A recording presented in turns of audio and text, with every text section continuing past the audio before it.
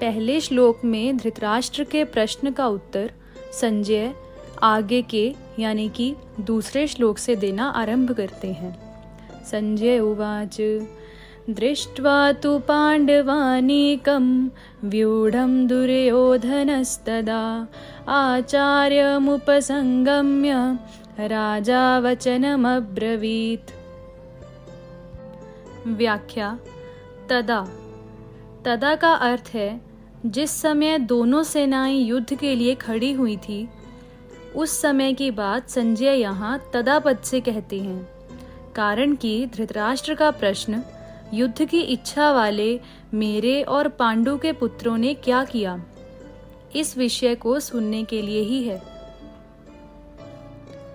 दृष्ट्वा पांडवानीकम व्यूढ़म का अर्थ है पांडवों की वज्रव्यूह से खड़ी सेना को देखने का तात्पर्य है कि पांडवों की सेना बड़ी ही सुचारू रूप से और एक ही भाव से खड़ी थी, अर्थात उनके सैनिकों में दो भाव नहीं थे, मतभेद नहीं था। उनके पक्ष में धर्म और भगवान श्री कृष्ण थे। जिसके पक्ष में धर्म और भगवान होते हैं उसका दूसरों पर बड़ा असर पड़ता है। इसलिए संख्या में कम होने पर भी पांडवों की सेना का तेज अर्थात प्रभाव था और उसका दूसरों पर बड़ा असर पड़ता था। अतः पांडव सेना का दुर्योधन पर भी बड़ा असर पड़ा, जिससे वह द्रोणाचार्य के पास जाकर नीति युक्त गंभीर वचन बोलता है। राजा दुर्योधनः। दुर्योधन को राजा कहने का तात्पर्य है कि धृतराष्ट्र का सबसे अधिक अपनापन दुर्योधन में ही था। परंपरा की दृष्टि से भी युवराज दुर्योधन ही था। राज्य के सब कार्यों की देखभाल दुर्योधन ही करता था।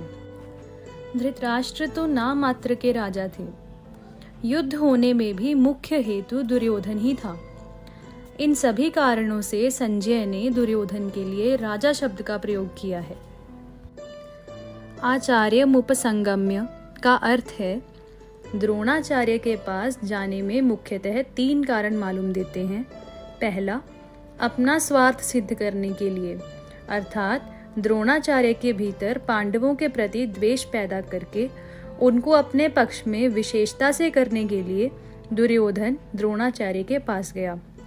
दूसरा, व्यवहार में गुरु के नाते आदर देने के लिए भी द्रोणाचार्य के पास जाना उचित था। तीसरा, मुख्य व्यक्ति का सेना में यथास्थान खड़े रहना बहुत आवश्यक होता है, अन्यथा व्यवस्था बिगड़ जाती है। इसलिए दुर्योधन का द्रोणाचार्य के पास खुद जाना उचित ही था। यहाँ शंका हो सकती है कि दुर्योधन को तो पितामह भीष्म के पास जाना चाहिए था, जो कि सेनापति थे, पर दुर्योधन गुरु द्रोणाचार्य के पास ही क्यों गया? इसका समाधान यह है कि द्रोण और भीष्म दोनों उभय पक्षपाती थे, अर्थात वे कौरव और पांडव दोनों का ही पक्ष रखते थे। उन दोनों में भी द्रोणाचार्य को ज़्यादा राजी करना था, क्योंकि द्रोणाचार्य के साथ दुर्योधन का गुरु के नाते तो स्नेह था, पर कुटुंब के नाते स्नेह नहीं था, और अर्जुन पर द्रोणाचार्य की विशेष कृपा थी। अतः उनको राजी करने के लिए दुर्योधन का उनके पास जाना ही उचित था। व्यवहार में भी यह देखा जाता है कि जिसके साथ स्नेह नहीं है, उससे अपना स्वार्थ सिद्ध करने के लिए मनुष्य उसको ज़्यादा आदर देकर राजी करता है। दुर्योधन के मन में यह विश्वास था कि भीष्म जी तो हमारे दादाजी ही हैं, अतः उनके पास ना जाऊं तो भी कोई बात नहीं है।